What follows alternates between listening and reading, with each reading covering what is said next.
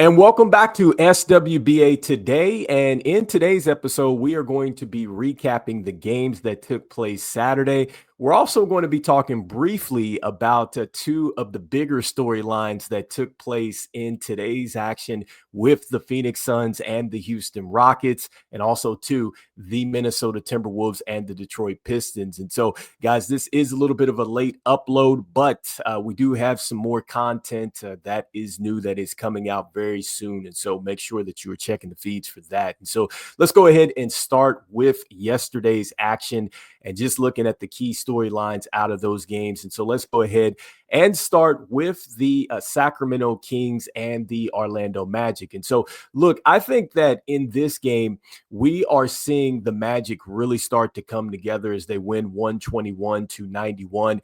And I think that now that the Orlando Magic are healthy, I think that this is what this is really all about, because you have Banchero, who is playing at a high level right now. In this particular game, he had 24 points. He also had 6 rebounds. You also see Franz Wagner as well playing very good, because he had 21. He had 3 assists in this, and he was plus 16. And so, look, this Magic team was really rolling at the beginning of the year, but then the injuries kind of hurt them. And I think that that's really been key for the Magic right now.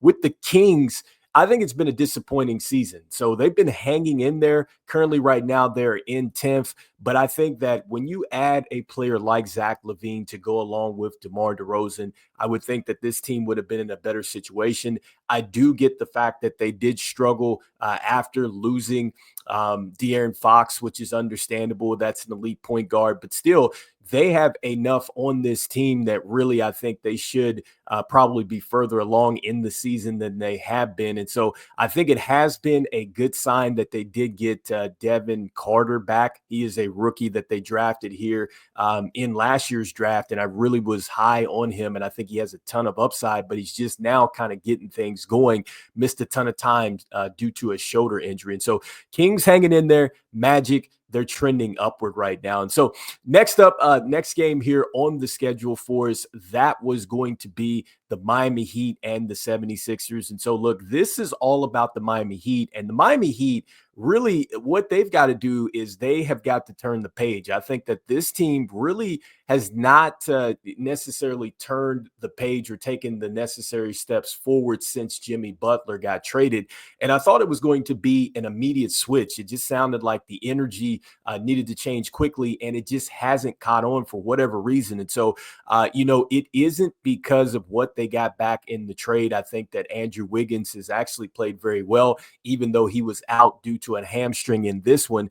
Tyler Hero, I think, has been fairly consistent for the most part. He had a very good game in this one, 30 points, also had 7 assists, and Bam has been solid for them. But I've been very impressed with Khalil Ware, a nice rookie that they got out of the University of Indiana. I've been very high on him. He had 14 and 13 points. He is a player that you want to make sure that you are following, because I think he is set to really be a star in this league. And so with the Philadelphia 76ers, look, it is going to be all about this team, and just, man, they have got to evaluate where they're at. I do like the fact that Quentin Grimes is playing some good basketball right now. Shout out to the Houston Cougars. That is where Quentin Grimes went. And so 15 points in this game. He was negative 22 in the plus-minus box score, had 3 assists. But quietly, I think he's been one of the better players in SWBA here to close out the season. And so next up, the Nets and the Wizards. And so I think that this really is all about the storyline that we are getting from Drew Timme. And so Drew Timme,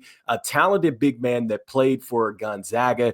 And so this is a message to, the fans out there that are wondering about prospects that stay a long time in college. Drew Timme was that guy, and Drew Timme was a guy that really maximized his potential at Gonzaga.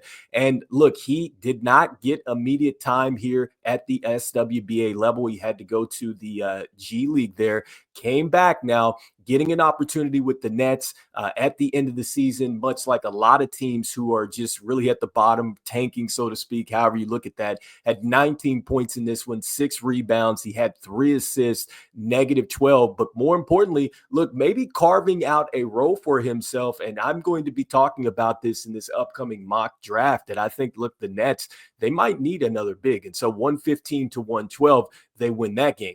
All right, so next, the next game that we wanted to talk about here was going to be the Dallas Mavericks and the Chicago Bulls. And so we've been talking about the Chicago Bulls. They've been one of the hotter teams in the Eastern Conference. Came up a little bit short in this game, but man, they came storming back in this game. They gave the Mavs really all they can handle. They were actually up in this one, but I think that the key storyline here is that you see more Anthony Davis. He looks like he's still trying to get himself together. Didn't look the greatest out there, but he did score 18 points, 7 rebounds, 7 of 23, left a lot of shots short at the front of the rim. So you could tell trying to get his legs and his timing back. And so that's going to be critical for the Mavs who are trying to surge here down the stretch. And with the Chicago Bulls, look, they are right there in the thick of things in the play-in situation. It looks like they're firmly there. It's just going to be a matter of just really how far this team is going to go. And I think that, man, they got a valuable contribution from Modest Buzelis, who has really been, I think, maybe the most underrated rookie in last year's draft class. He had 28 points. He had 9 rebounds. He had 6 assists. He was +9. He played 38 minutes, which is the most that he's played in his rookie career. And he's a guy that you want to make sure that you look for. Kevin Durant has raved about him, and also to Paul George. He is literally a 6'10" wing that can play inside, outside, give you rim protection, shoot the jumper, and he will dunk on your head. And so Modest Buzelis, that's a guy that you want to take a look at too in the SWBA level. And so next up, next game here that we want to take a look at on this schedule of games yesterday, it was going to be the Lakers and the Grizzlies. And so the Lakers take care of business 134 to 127. I think a lot is really just around the Grizzlies and just that storyline of firing Coach Jenkins. And I mean, it just seems interesting because he was very successful as a coach there. And clearly, you know, with the hand that he was dealt and the injuries that he had to overcome, I think that he did really as best as he possibly could do. And so it just makes you think what exactly was going on in that building. Maybe that's something that we eventually find out. Maybe we never find anything out, but it certainly looks like that this was not anything to do with Coach Jenkins. Like, I don't think that it's his fault. Unfortunately, when it comes down to this business, coaches really, look, they're the first ones to go. And so a tough one. And then you see that John Morant played in this game. And so 22 points, he had 10 assists. Jaren Jackson Jr., 24. He also had 4 rebounds, but this was all about the Lakers really getting back on track. They have not looked very good over the last couple games, but look, good contributions from LeBron, 25 points. He had 8 assists in this one. He also had 6 rebounds. You had Luka, 29, 9 and 8. So 9 assists, 8 rebounds. And Austin Reeves, man, he has been balling, 31 points and 8 assists there. And so the Lakers get their 45th win on the year. And so next up, next game that we wanted to take a look at here was the Pacers and the Thunders. And so look, this was all about OKC. It's all about Shai Gilgeous-Alexander, and who really I think is my MVP right now. And so I get it with the Joker, Nikola Jokic. He's been playing extremely well, but man, Shai Gilgeous has just been spectacular for the Thunder. And I think that this is his year. I think this is the time that we actually go off and we give him his flowers and give him the MVP, because he had 33 in this one, 8 assists. He also had 7 rebounds. And Shai Gilgeous-Alexander is one of the top in SWBA in steals. And so I don't want to hear that he only plays one side of the ball. No, he is a two-way star. And so Shai Gilgeous-Alexander doing it on both ends of the floor. With the Indiana Pacers, what I like about the Pacers, even though they lose this game, they're finding ways to win close games and they're scoring in bunches. Now, in this game, it didn't quite work out the way they wanted it to, but yet we see another good game across the board from several different stars.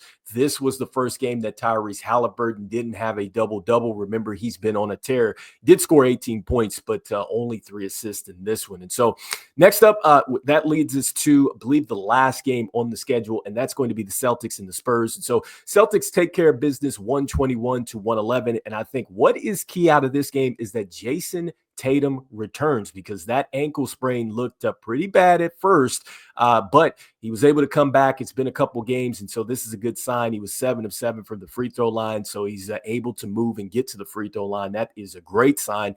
29 points. He had 8 assists and 10 rebounds. Look, he looked pretty good to me. 10 of 22 from the field. And so this is a great thing for the Celtics, because now they are getting a chance to get all of their starters together. I talked about, look, it was the first time in so many months that they had gotten everybody back. And you want to get this rhythm as you get ready to head into the SWBA playoff situation. And so this is good to see for the Celtics. And so anyway, we want to shift focus really quickly here. And now we are going to take a look now at just really just the key storylines, I think, out of today. And so today, if you didn't get a chance to see, there was an ejection that took place in the Rockets and the Suns game. Yes, the Rockets and the Suns game. And so in that game, you had Dylan Brooks, who got ejected in this one. And so what happened there was that it looked like it was just a common foul, and he gets locked up with Kevin Durant. And, he just didn't let go of Kevin Durant, and Kevin Durant kind of pushes him off. And so, look, the Rockets end up winning this one 148 to 109. And this was just a drumming from the Rockets. But I kind of like it in a bit, because I think that this is really why the Rockets have been a different team and why they've been going up the standings here in the SWBA West really in the last couple seasons, is because really they've changed the mentality. And so even though this was, kind of silly from Dylan Brooks, you could tell he was smiling when he was going at Kevin Durant, got into it with the refs, but he got kicked out of the game. And so an interesting one, but this is good for the Rockets as they get the win.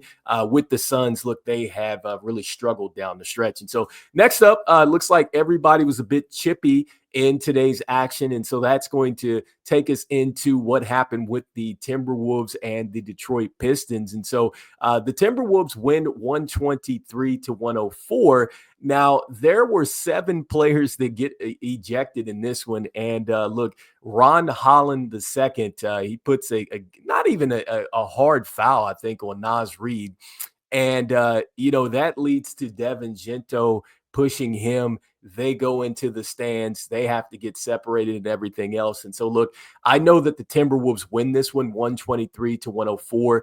But once again, this is what I think that is important for a team that is up and coming. Because when you look at the Detroit Pistons and you look at a team like the Rockets, the difference is just the mindset has changed. And I think that this type of play is something that you wouldn't have seen from the Pistons, not so long ago. But when you're starting to become a team that you're up and you're coming, you literally have to establish yourself, and you're trying to establish your identity. And I kind of like it. I like the fact that you have this rookie like this going at this, experienced player. And it wasn't like a major foul or anything like that. But I just like the mentality that I am seeing from both the Rockets and then also to the Detroit Pistons, just leading to that point. Because look, the Pistons, they're 5th in the Eastern Conference. And I said this a couple shows back. I don't think that anybody wants to see the Pistons. And look, the Rockets, they might be the same. Look, they're young. They have a team that is really fearless. They haven't been there before. Both of those teams are playing with house money. And look, when you look at the bad boys from back in the day, the Pistons, they had that edge. Any team that's really gone off to do anything, you have got to get that edge. And so I like it from both of them. We'll be talking a little bit more about these storylines. Press that like and subscribe button, guys. We'll see you on the next one. All right. Peace.